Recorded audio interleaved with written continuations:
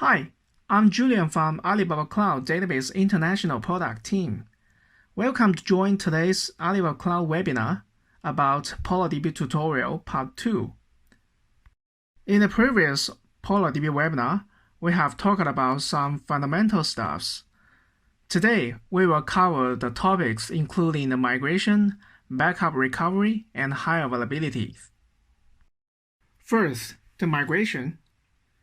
To ease your migration to PolarDB for MySQL, we have built in ways with DTS, Data Transmission Service, to support your migration from several types of source MySQL, including RDS for MySQL on Alibaba Cloud, installed MySQL on ECS, MySQL in local IDC with public internet connection, and even the Aurora or RDS on AWS.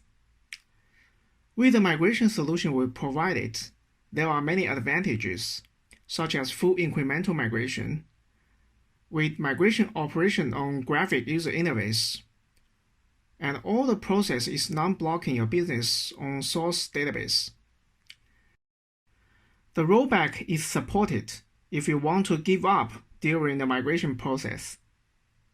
PolarDB allows you to clone data from an RDS for MySQL instance to a new PolarDB for MySQL cluster with one click. This feature creates destination upside DB for PolarDB cluster with the same data as that of the source RDS instance.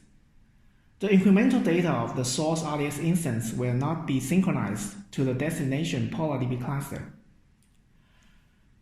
If you need to synchronize the incremental data of the source RDS instance to the destination PolarDB cluster in real time while the cluster is being created, that is, to smoothly migrate data without service interruption.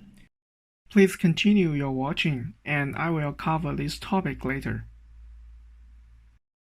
Talking about cloning from RDS for MySQL to PolarDB for MySQL. First, it is free of charge for the clone. Second, it is with zero data loss during the whole cloning procedure. There are some precautions. The first one is that data cloning can only be performed in the same region. The second one is that the destination PolarDB cluster will contain all the information of the source RDS instance, including the account, database, IP address whitelist, and the required parameters. There are also some prerequisites. One is that the source RDS instance is one of the RDS for MySQL 5.6 high availability version. The second one is that transparent data encryption (TDE) and the secured socket layer (SSL) are not enabled in the source RDS instance. The third one is that the table storage engine of the source RDS instance must be the InnoDB. So within the destination PolarDB, the whole cloning process includes 4 status. The first one is the initializing, and the second one is the pre-checking. Then we go to the cloning PolarDB cluster. After all the things has been finished, it is in the running status. Click to create the cluster and select the clone from RDS. The source RDS instance will be listed here for your selection. So we just select the source 5.6 MySQL instance and choose the required PolarDB specifications. And finally, we buy it.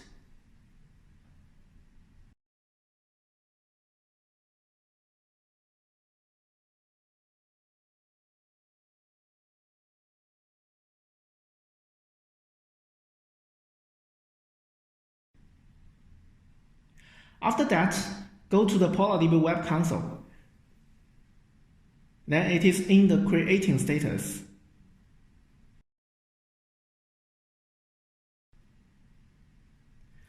And in the migrate from RDS section, it will show all the phases of the whole cloning procedures. The first one is initializing.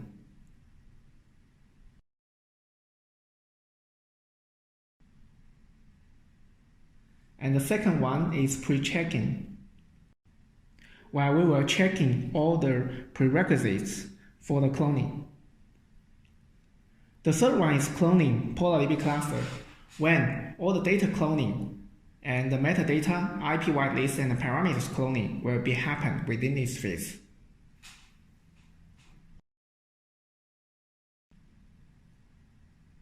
After the whole procedure finished, the migrate from RDS section will disappear from the web console.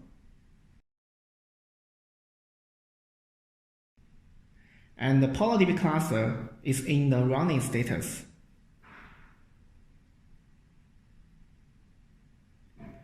If we log on to the PolarDB database,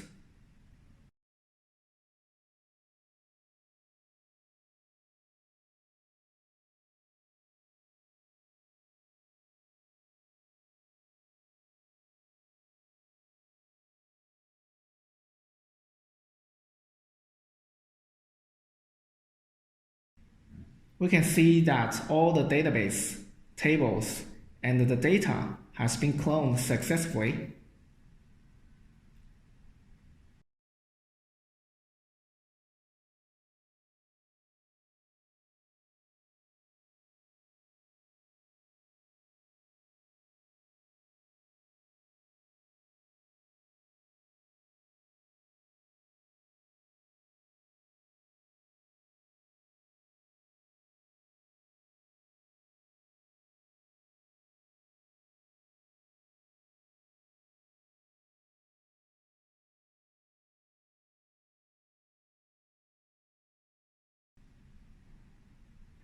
And if we check the whitelist accounts, all this metadata information and parameters are cloned as well.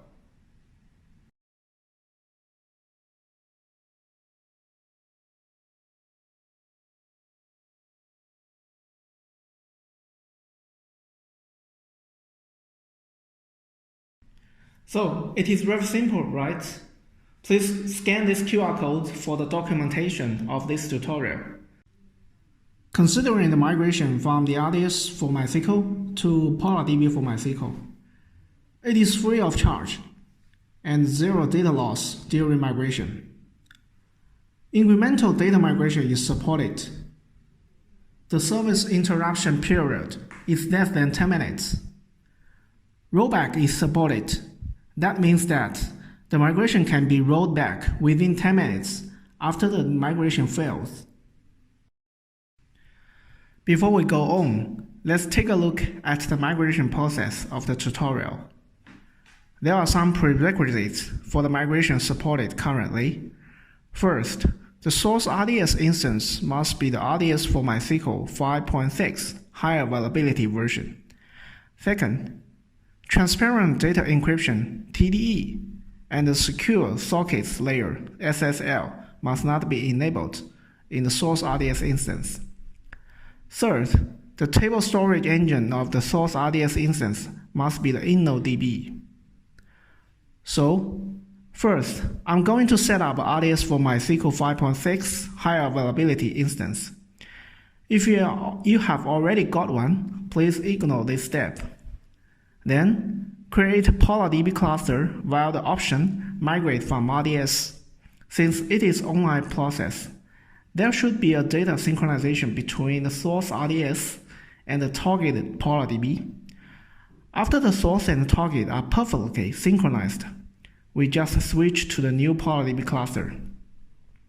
After that, we either can complete the migration if all things work well as expected, and release the source RDS for MySQL instance, or just keep it for other use. Anyway, that depends on your requirements. Or you can roll back the migration as you like to still keep using the original RDS for MySQL.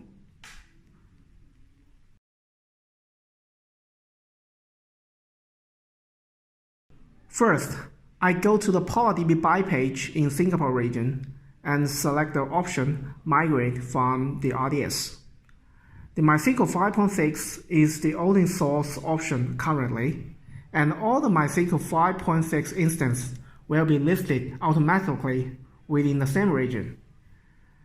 I only have one, so select it as the source. Set a target zone, VPC, PolarDB class node specification, and then place the order.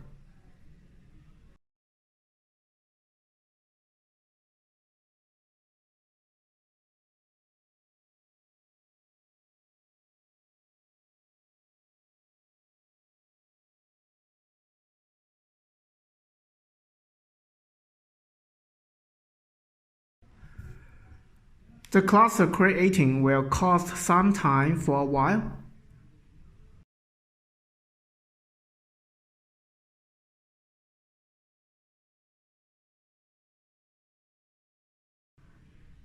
And in the migration from RDS panel, we can see that the status is initializing.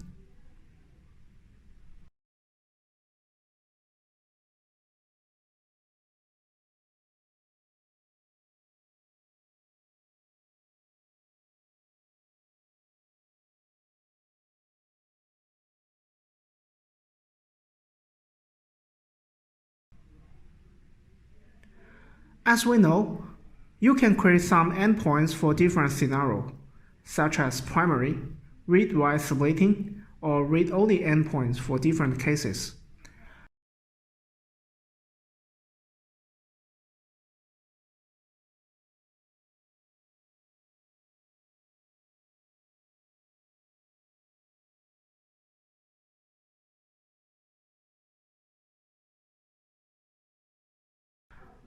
When the initializing finished, the status will be synchronizing data.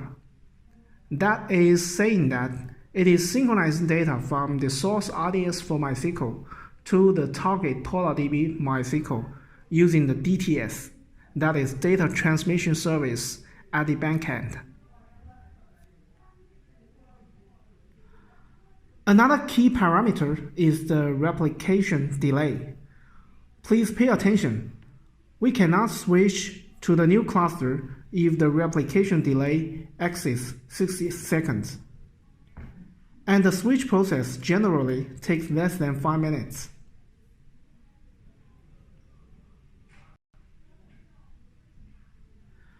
And now we can see that the replication delay is 0. So it is fine to kick off the switch action.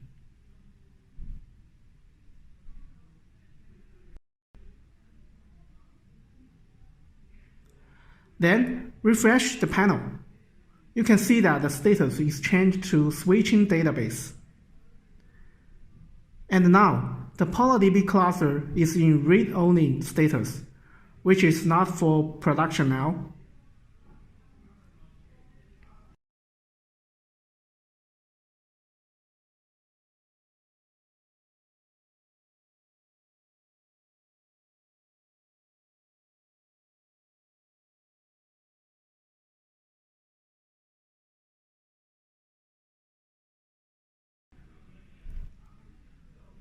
After for a while, refresh the panel again.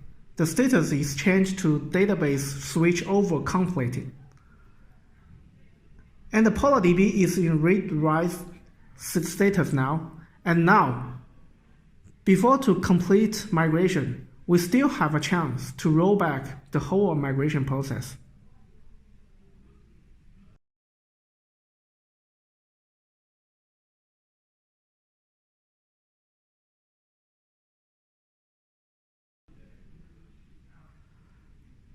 Now, let's check out what happened for the source RDS MySQL instance. It is in the locking status.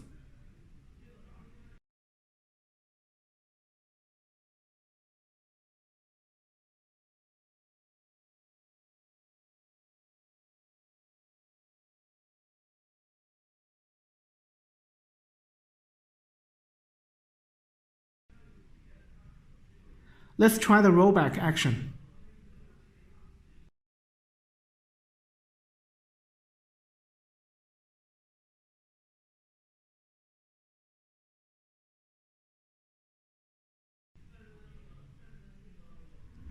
Back to PolarDB panel, click the rollback button. Then the status changed to rolling back database.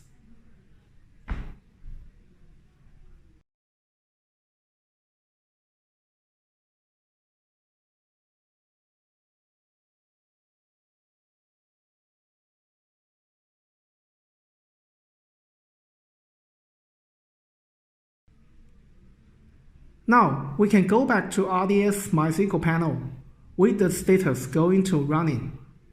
That means the rollback has finished.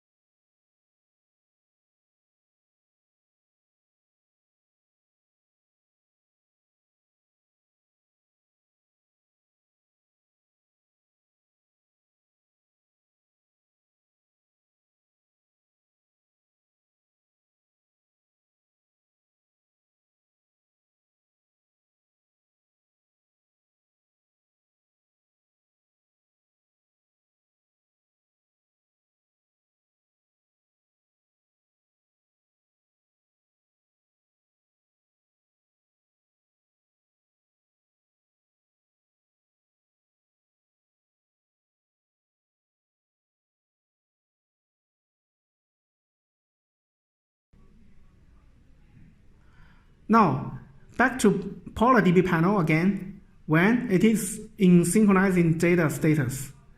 And the replication delay is 0, which is less than 60 seconds, as I mentioned before. So I'm going to do the switch action again.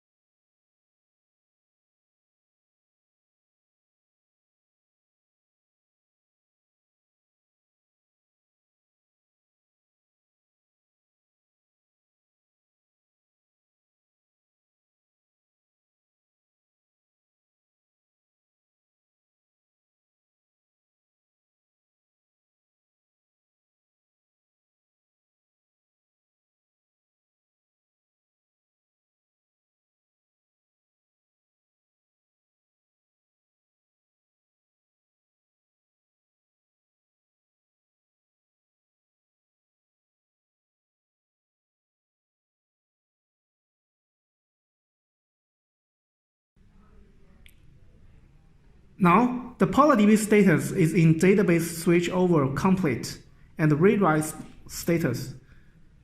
The source RDS MySQL is in the read-only status. Please pay attention, you need to change the database connection endpoint in applications and click complete migration within 7 days. This operation stops data synchronization between the RDS instance and the PolarDB cluster.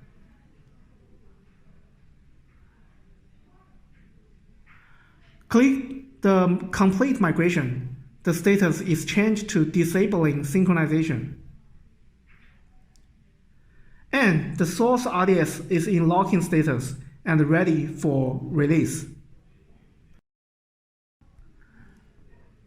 You can release the source RDS instance now if it is not needed anymore.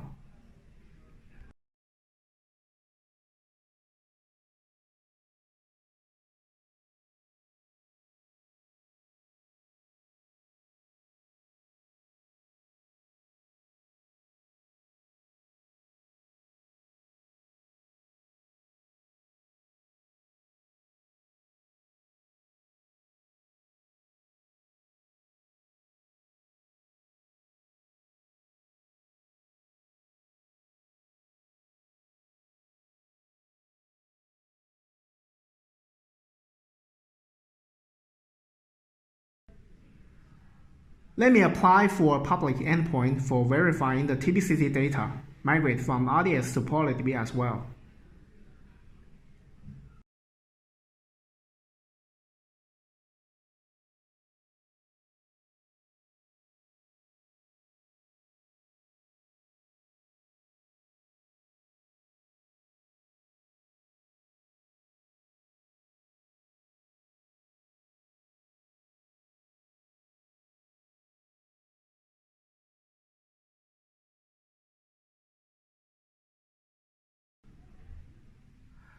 Now, let me connect to the PolarDB and check with the TBCT data.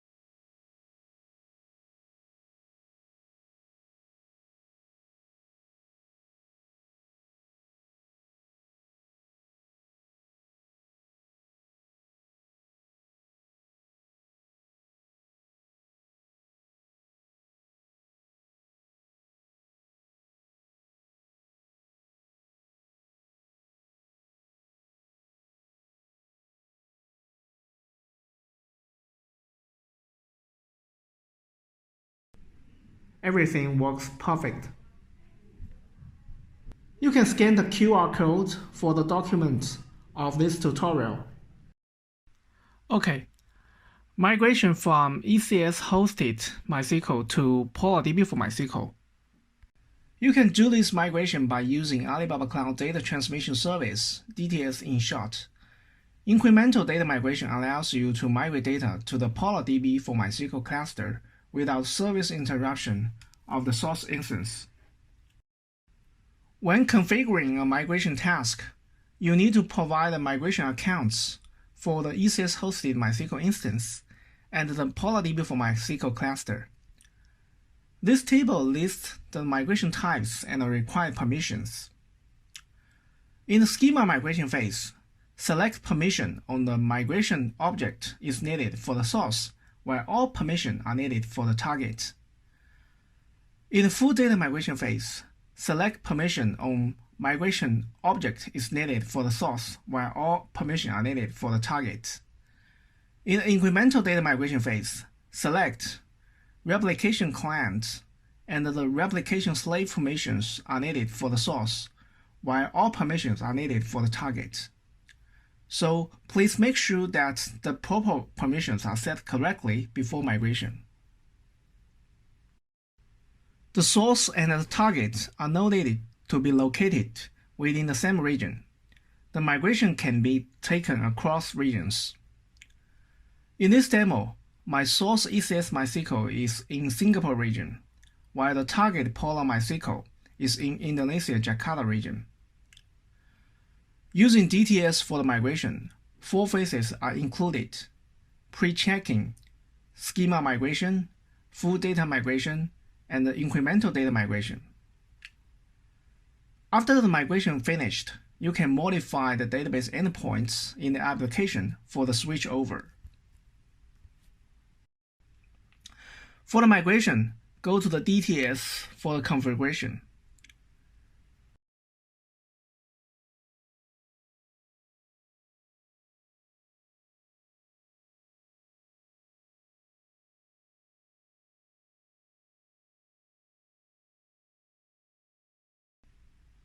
Click Create Migration Task.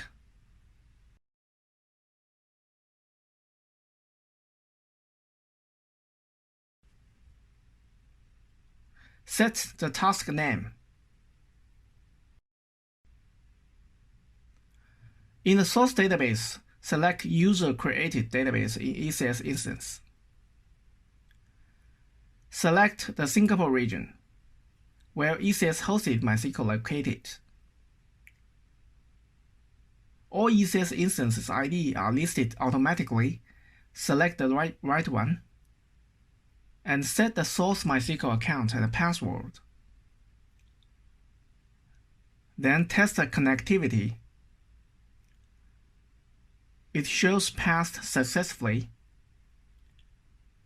It is possible that it may fail at this step, so please check the ECS whitelist in security group and the ECS hosted MySQL IP privileges. The encryption mode for accessing the source database, select non-encrypted or SSL encrypted. In this demo, non-encrypted is selected. Note, if SSL encryption is required, you need to prepare and upload your CA root certification in advance. In the target database, select PolarDB, select the Jakarta region, and the instance ID I prepared for this demo. And also PolarDB account and password are needed. I have not set the PolarDB account yet, so go there to create an account.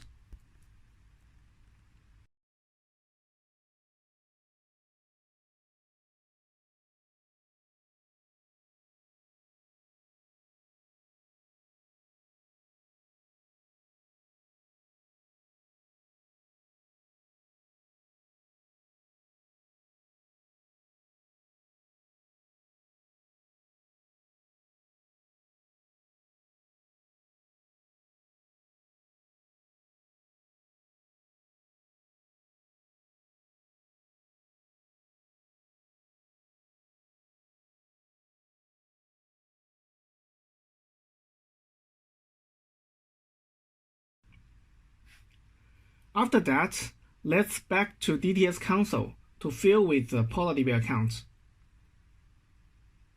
and test the connectivity.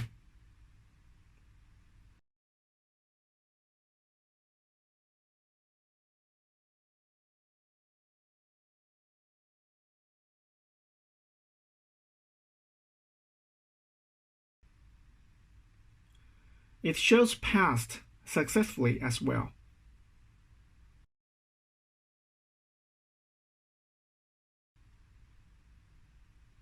Now the DTS configuration has been finished. Click Set Whitelist and Next. Select Schema Migration, Full Data Migration, and Incremental Data Migration for the data consistency during the migration. If you don't select the incremental data migration, data updates in the source database are not migrated to the destination instance. Select the object in the source MySQL instance to be migrated. Now, I pause here for the detailed task configuration. Since I want to better show the whole procedure how DTS task works, I go to prepare 3 Java programs as the JDBC clients. The first one is the insert client connecting to the source ECS MySQL to continuously insert data into it. The second one is the query client connecting to the source ECS MySQL to continuously read data from it. The third one is the query client connecting to the target PolarDB MySQL to continuously read data from it.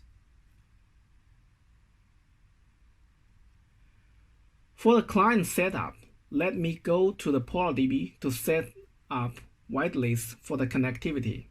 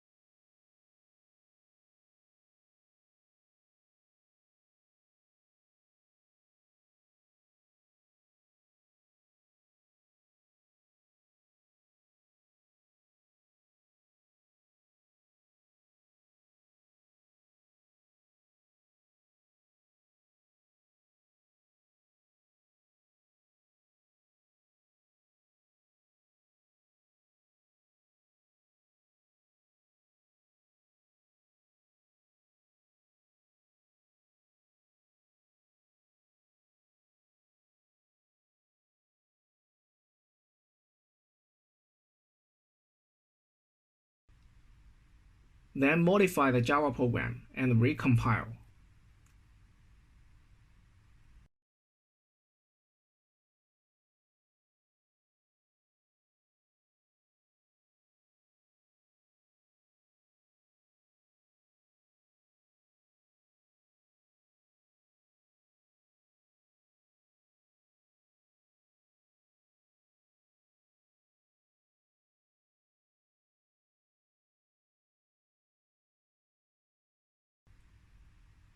After that, let me go back to the DTS Web Console.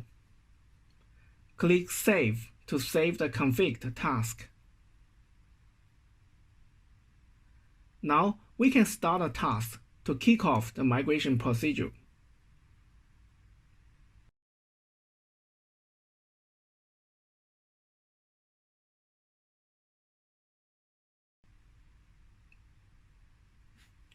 First, it will do the pre-checking. Pre-check the connectivity, permission, and the database parameters.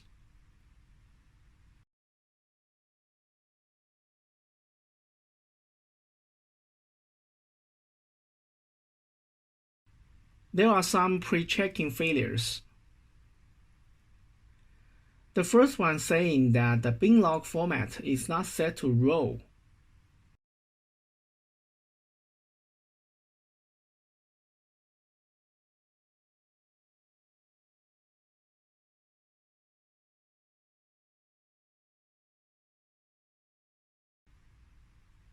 And the second one saying that the server ID of the source database need to be greater than 1. So let's go to the source ECS MySQL to fix these two pre-checking failures.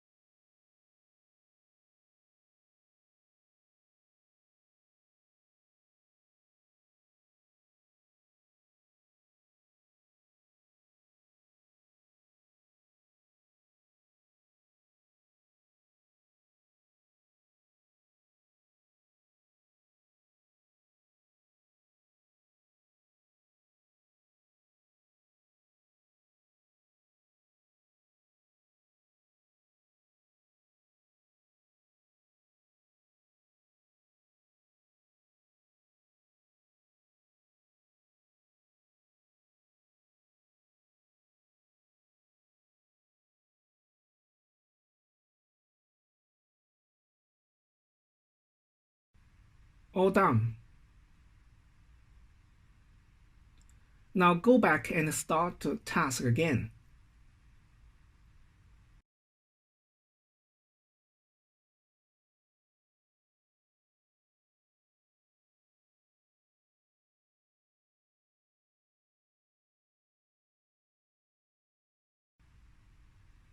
The pre-checking all passed successfully. Select a channel specification according to your business requirements. Here for the demo, I select small. And buy to start the migration process.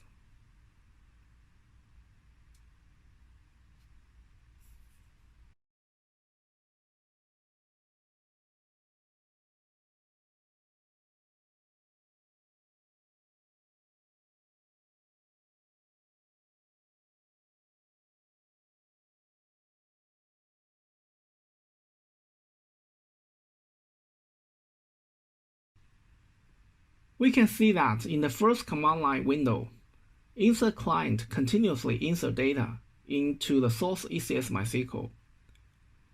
In the second window, query client query the records counts from the source ECS MySQL, while in the third window, query client query the record counts from the target PolarDB for MySQL.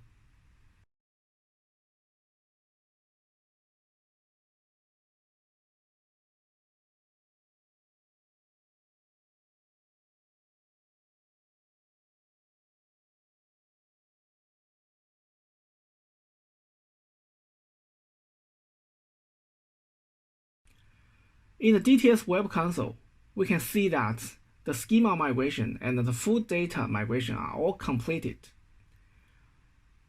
At the incremental data migration phase, all the objects tables are in the migrating status.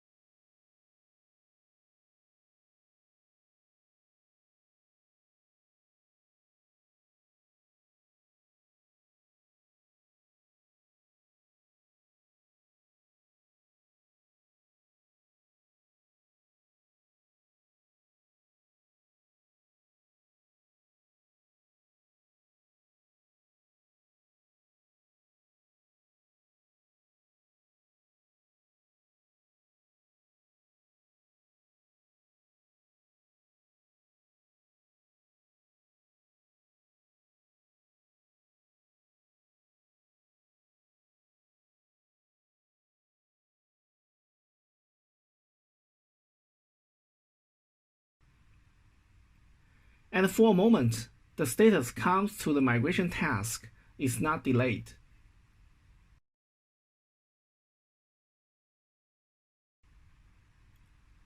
Suppose we stop these 3 clients and restart them.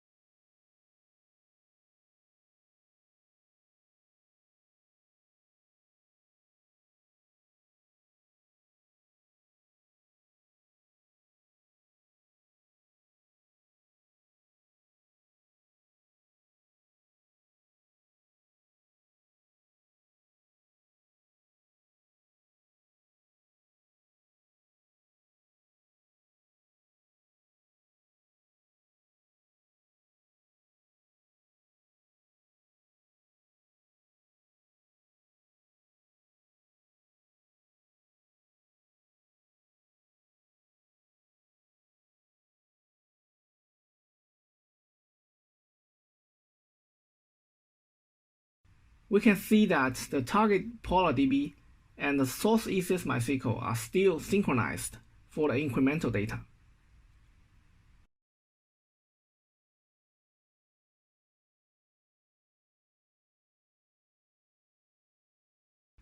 So coming to the steps, the migration finished from ECS MySQL to PolarDB for MySQL. You can choose to modify the endpoints in your application to access PolarDB afterwards for the switchover. So follow these steps. It is easy to migrate from ECS hosted MySQL to PolarDB for MySQL, right? If you need some more details, please scan this QR code for the documents of this tutorial. We provide a very easy way to do data synchronization from PolarDB for MySQL, which is OLTP database, to OLAP data warehouse, Analytic DB for MySQL. The Analytic DB for MySQL is designed for the petabytes data level real-time data warehousing with high concurrency and low latency. The PolarDB supports the business transactional application with the data synchronized from PolarDB to Analytic DB data warehouse. It could support real-time BI reporting and analytics application. Big data is retained in this petabytes level data warehouse, so no need to purge months or years data, which could also support data scientists for query based on data mining and analysis. Please scan this QR code on YouTube for the video tutorial about this topic. High availability. This part is the architecture of the PolarDB. For this topic, the key component is the Polar proxy in the red rectangle. Basically, you can publish the primary endpoint and the cluster endpoint with the help of load balancer. Primary node is attached to the primary endpoint, while all nodes, including primary nodes and read-only nodes, are attached to the cluster endpoint. JDBC program can connect to either primary endpoint or cluster endpoint with different business requirements.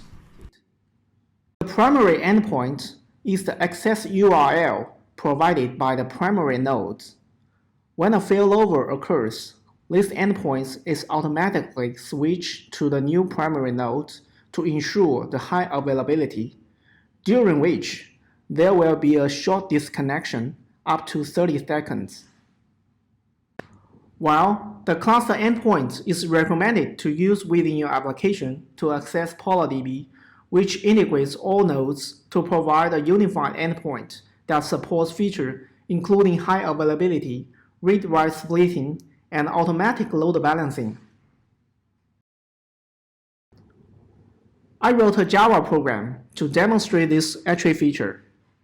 The basic logic here is to connect and query the target PolarDB cluster via primary or cluster endpoints in a while loop.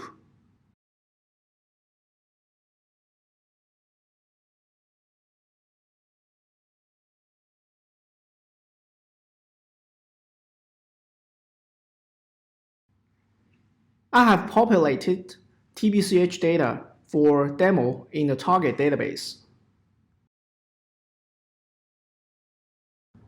The important thing here is that we must have an exception capture and a reconnect logic here in the Java program to make sure the demo request could work continuously.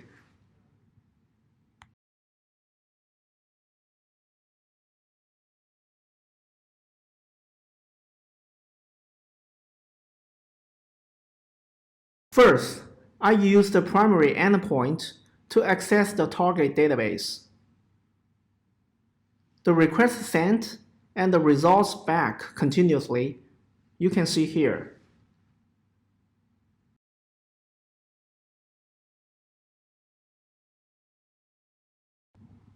Back to the web console, click Switch Primary Node button to simulate a primary node failover.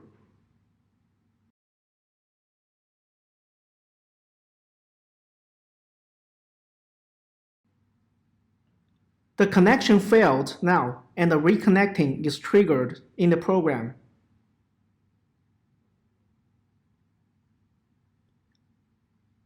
About 10 seconds around, reconnecting successfully after the primary node failover finished at the backend.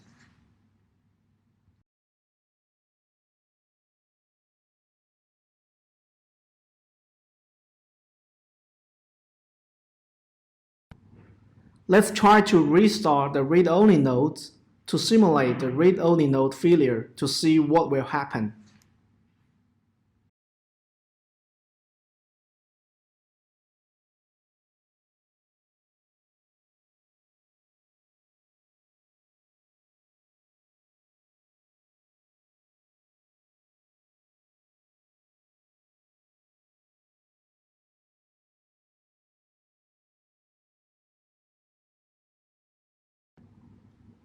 Okay, nothing happened as expected.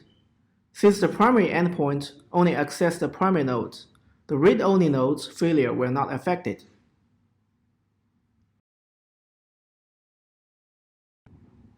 Next, change to use the cluster endpoint.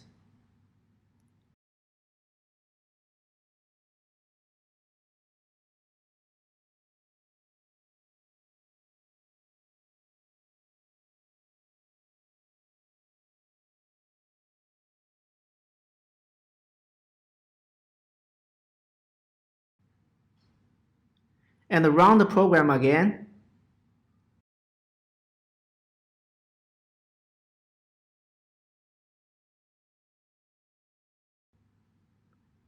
Now, click Switch Primary Node button to simulate the primary node failover again.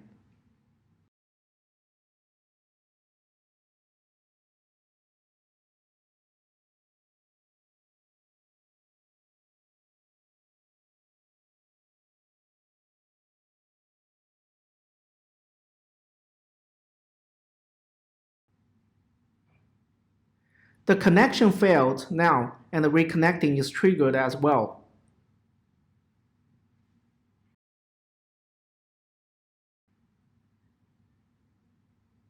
Again, about 10 seconds around, reconnecting successfully, and the program back to work again when the failover finished.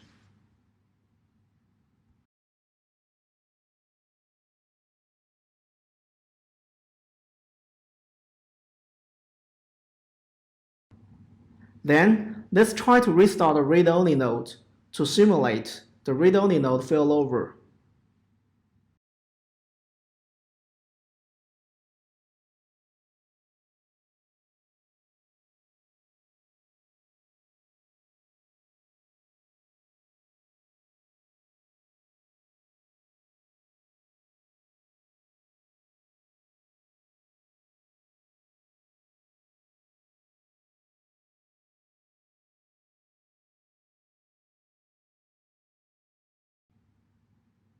Nothing happened.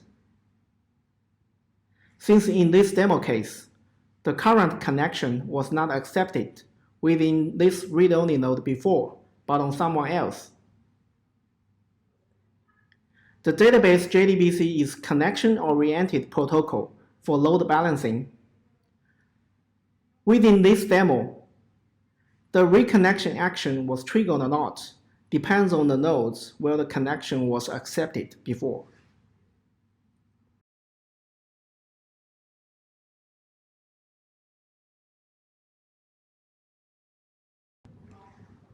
Let's try to restart the primary node then.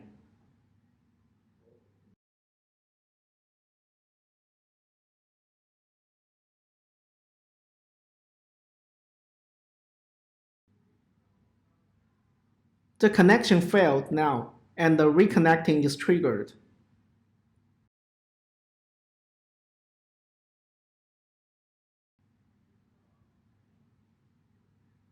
About 10 seconds around as well. Reconnecting successfully after primary node failover finished at the backend.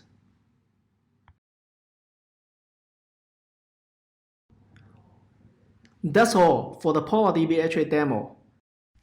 Now, let's move on to the topic of backup and recovery. The native backup recovery built in the PolarDB, we call it a snapshot-based backup recovery. And this mechanism using the redirect on writes, that is ROW method. It does not copy the data every time a snapshot is taken, only when the data block is modified later, that is write, the historical version is retained in the snapshot. And then a new data block is generated and a reference by the original data, which is redirect. Due to this ROW mechanism, the capacity of local snapshot is dynamic. Even if there is no new snapshot, the capacity of historical snapshot will increase as the original data is updated. The redirect on write mechanism helps to speed up the backup a lot, which makes the backup well finished within the 30 seconds, and it has nothing to do with the capacity, but the recovery speed is about 40 minutes per terabytes. It's related to the size of the data. I have already created a PolarDB for MySQL in Singapore region. And you can see that there are already have some records within the database. And go to the backup and restore part. You can see that there have already been some backup snapshots. Click the backup setting, and you can specify the backup times within a day. And you can also schedule the run backup in a week. For your data security, select at least 2 days for a week. So let's select all the days in 7 days. Click OK. And click Quick Create Backup.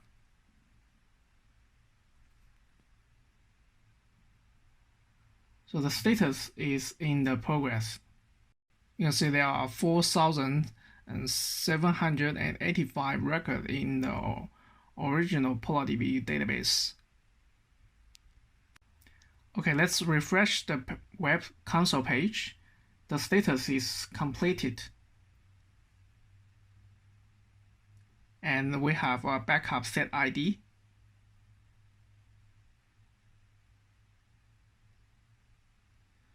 Here, I have already wrote a Python program. This Python program is trying to insert the data continuously into the original PolarDB database.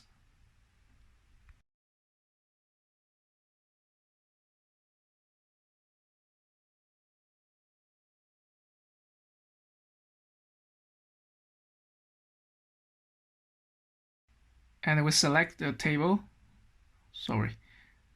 And let's select the original table. And you can see the record number is increasing.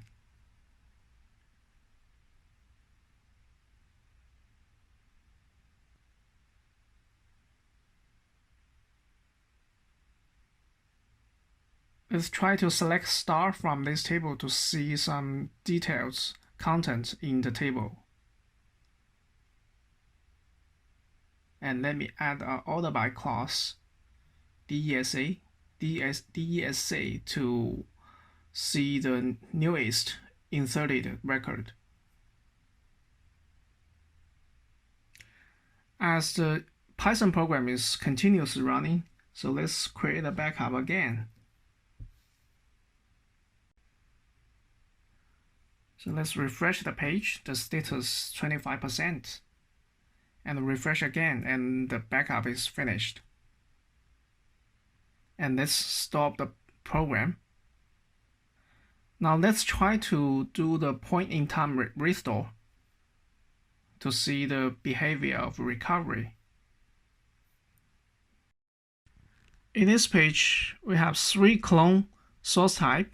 One is backup set, another one is backup time point, and also we can do the point-in-time recovery from the current cluster. So let's try to select a clone from a source type as a backup set. And you can select the target region and also the availability zone. Specify the node specification in your target PolarDB cluster.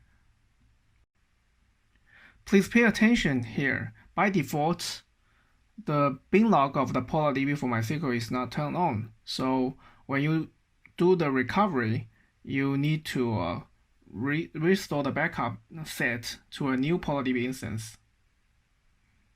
If you want to do the point-in-time recovery to the original PolarDB for MySQL cluster, you need to turn on the bin log, or even using the DMS, that is Data Management Service,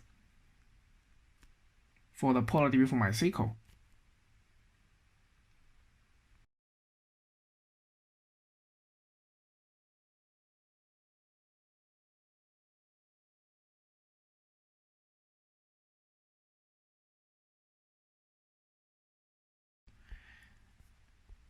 And now you can see a new PolarDB cluster in the target region in the creating status now.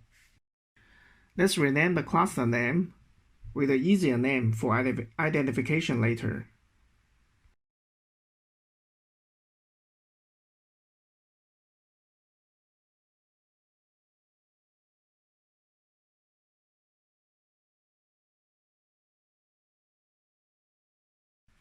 We have done 2 backups previously, and let's try to recover from the older one of the backup sets and to see what will happen.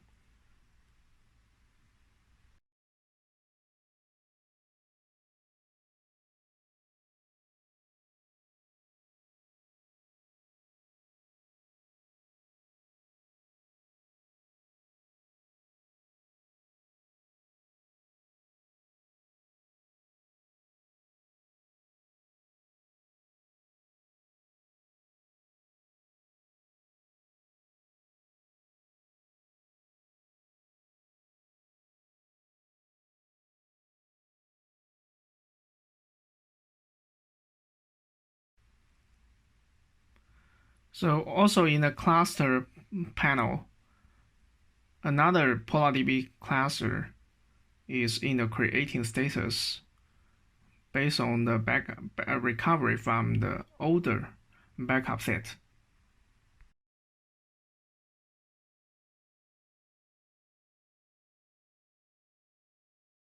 As you can see that we also support a backup recovery from a backup time point. So let's try this feature and specify a time point here to do the recovery.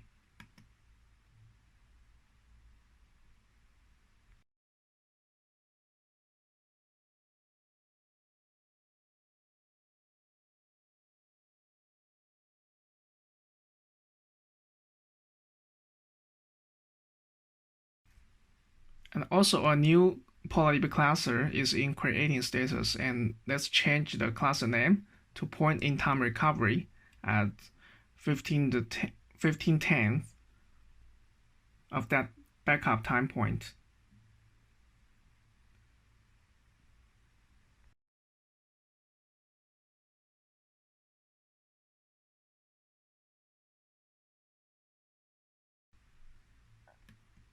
And there is also option for the recovery from a current cluster.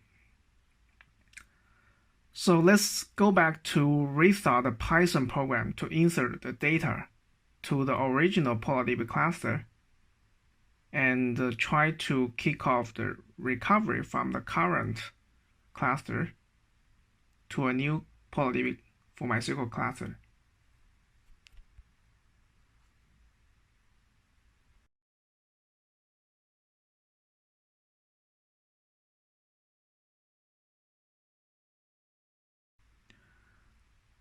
The target PolarDB cluster is also in the creating status for the features of recovering from current cluster. So now we have 4 target PolarDB cluster. 2 are recovered from the 2 backup set we have done previously. Another one is the recover from a backup time point of a specific time. And the final one is the cluster that recover from the current cluster. Let's wait a moment for the recovering procedure finished. Now let's try to log on to this 4 target PolarDB cluster to check out the data that we have recovered. The cluster which is recovered from backup set older one is with 4,785 records in total.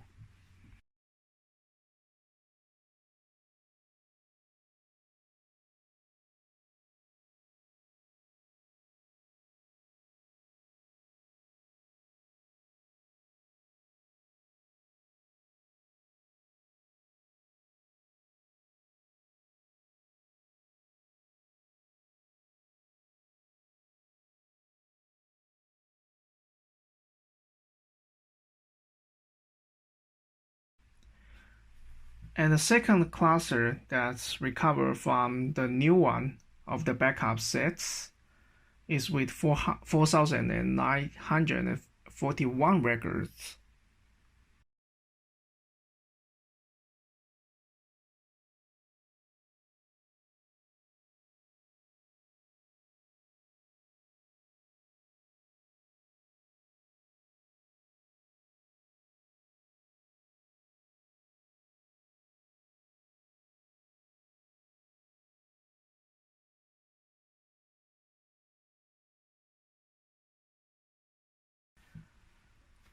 The cluster which recovered from the point-in-time recovery with a specific time at 15:10 p.m. is with 4,799 records at that time.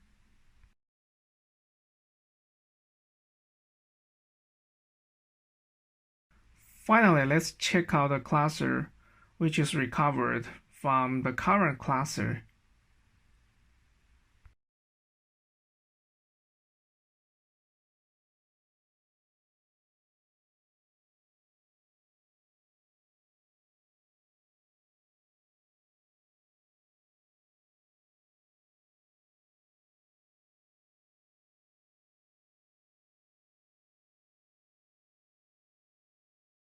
It has more records since the Python program was continuously inserting data in the current cluster at that time.